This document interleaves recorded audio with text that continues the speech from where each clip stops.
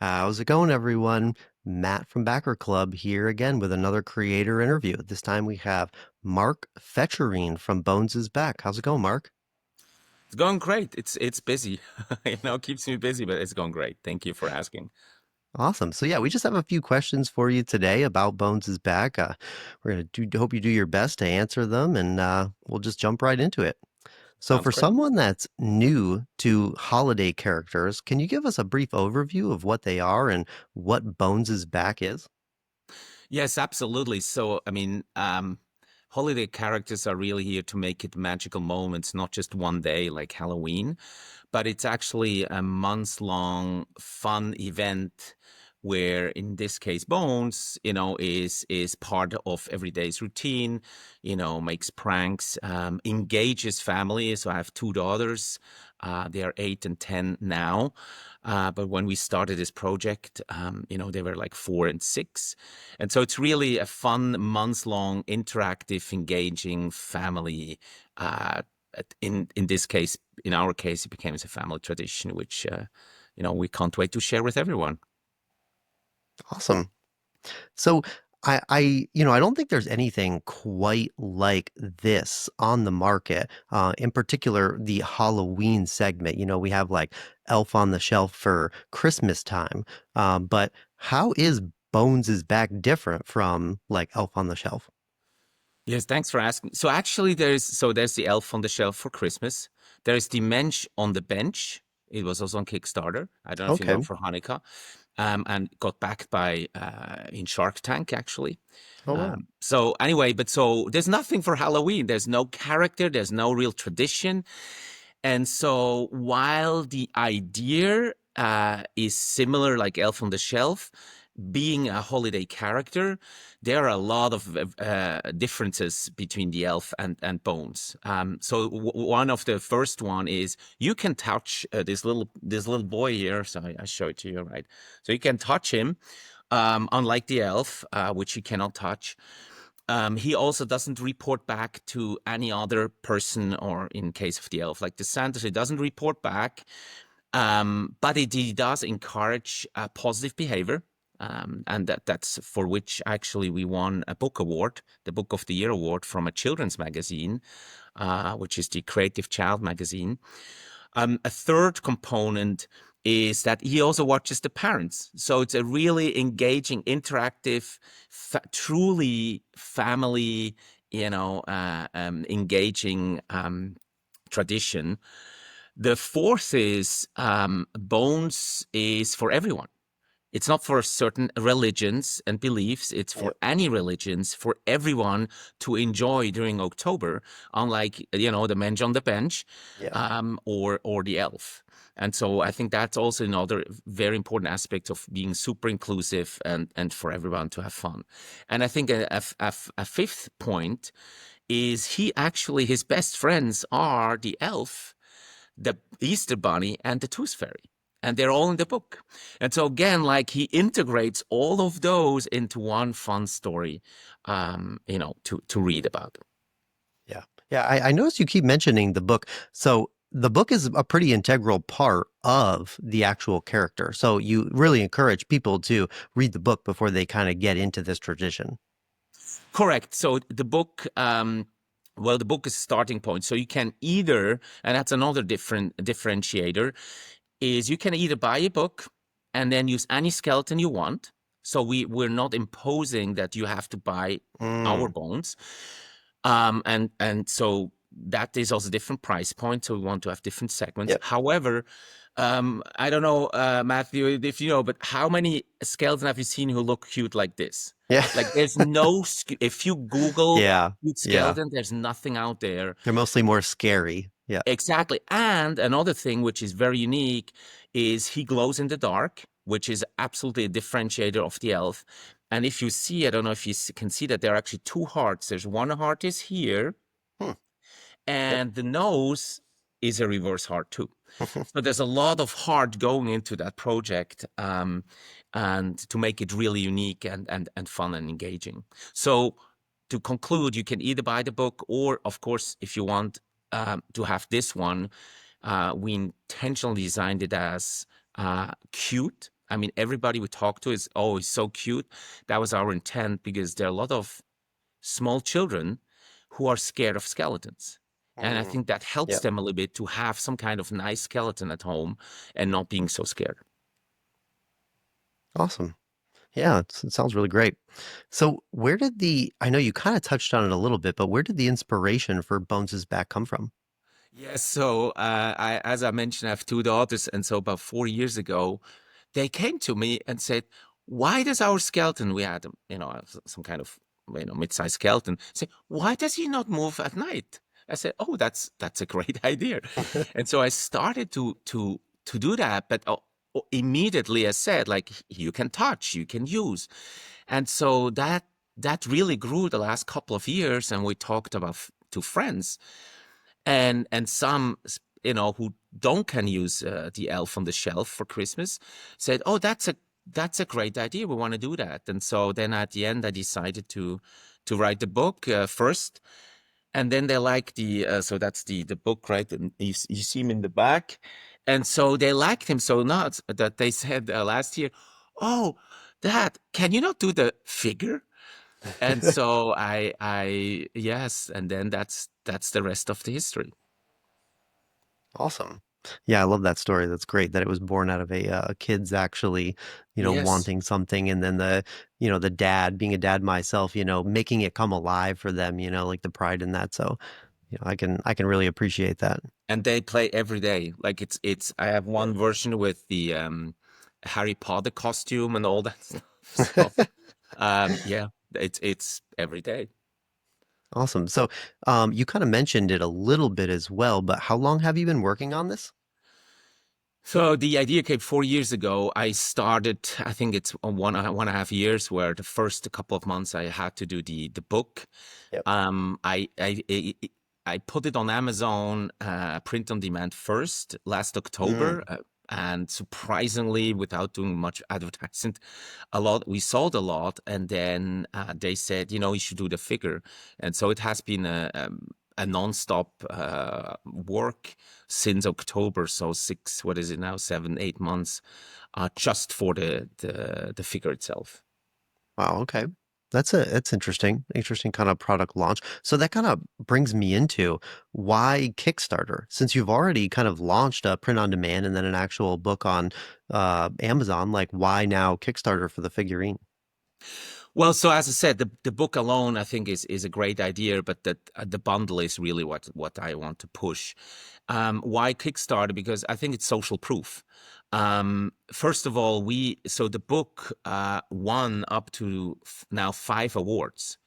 2 awards from children magazines and 3 awards from other associations, very prestigious awards. And so that gave us the social proof of the story and the character. And then I think the second social proof is Instagram, and we grow about 150 followers a day. So we're almost at 5,000 followers in just 3, 4 months. Because initially we didn't grow as much. And so Kickstarter is social proof, is finding people who are passionate about this. As I mentioned on the bench has been Yep. launched to many book projects.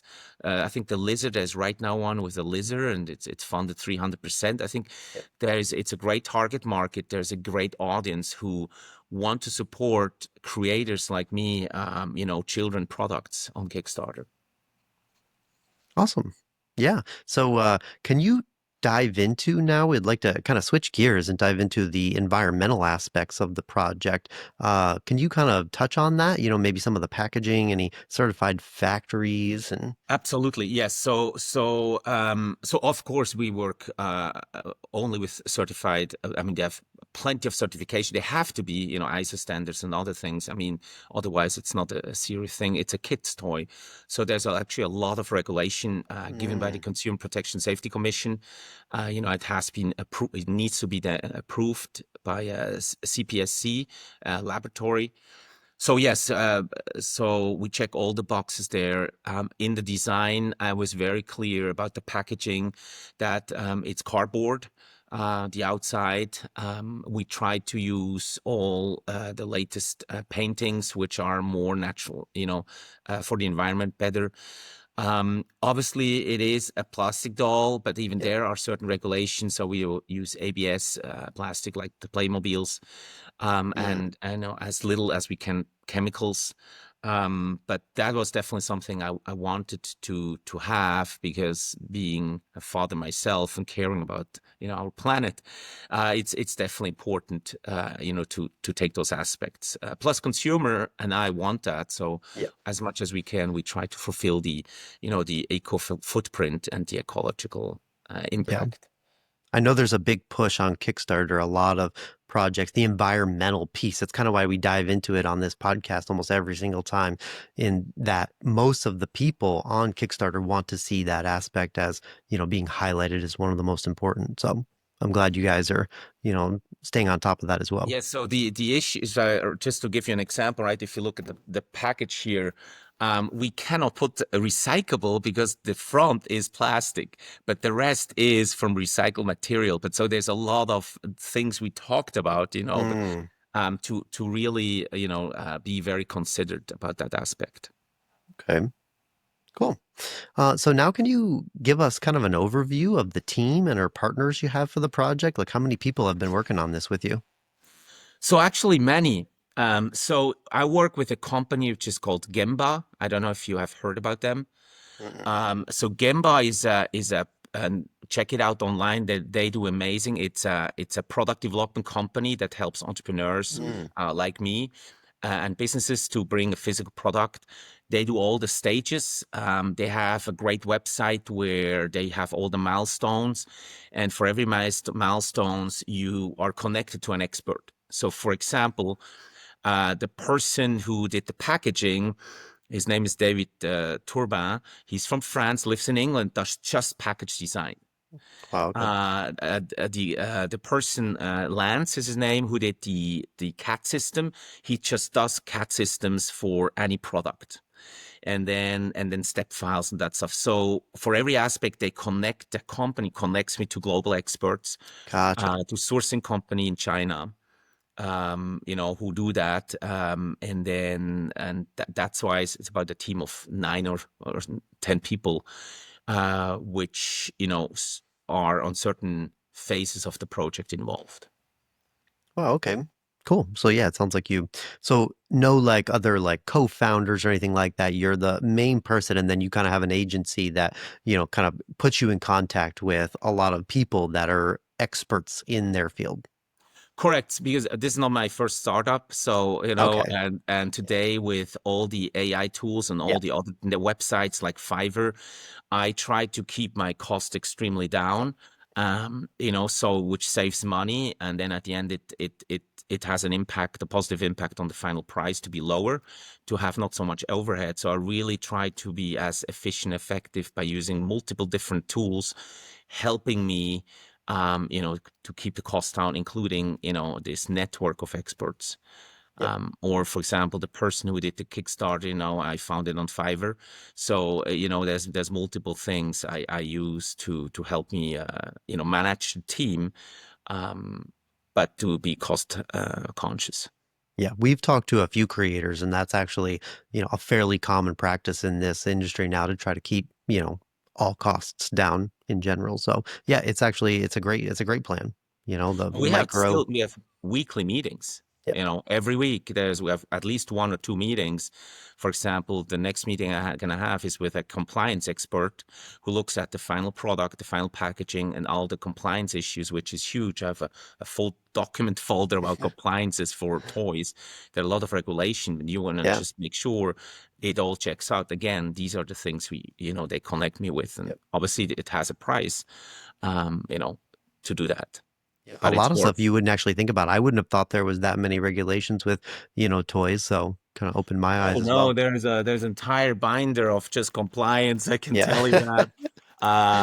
This is the full compliance Yeah. package, pages and pages. There's Yeah. a lot because it's toys, right? It needs to Yep. be tested. It needs to be there. Yep. If I may say just one thing. So, for example, just the labeling warning is regulated. The size of Wow. the regulated, where it is a certain percentage, a certain size, um, on the package, it must declare. Wow. And so there's a lot of there's a lot of things, which symbol to use, which wording, and all that Yep. stuff. So, but that's, Crazy. that's our job to do, and we want to bring out a safe product to the children. So that kind of brings me into, with all of these things that, you kind of have to do, like, where are you guys at in the process and how confident are you in the September delivery date? It's kind of important that we get these things into people's hands sometime in September, right? Correct. Well, there's always every year in October. But you're right. Yeah. So I'm very confident because at this point we are done with the prototypes. As I said, this one here, this little cutie, has the glow function already, has the final ears, the nose, and everything is done. The functionality. So now we go into the next steps is molding. This takes a good month, so it should be done by June. About 40 days, they need to do the molds and finalize and then do the golden sample. Then it takes another 30 days to do the manufacturing. So it's about July, maybe early August, and then shipping, which is another 30 days, roughly 30, 35 days, which brings us into early September. There's about 2, 3, 4 weeks of buffer, which we need because there's always uncertainty. But we are confident. I mean, the goal is to have it by end of September, Yeah. latest, in the fingers. They will be taking a few days for us then to ship it out. Yep. That's why we only look for supporters in the United States, so we can really get the product as early as possible. And that's the plan so far. Awesome.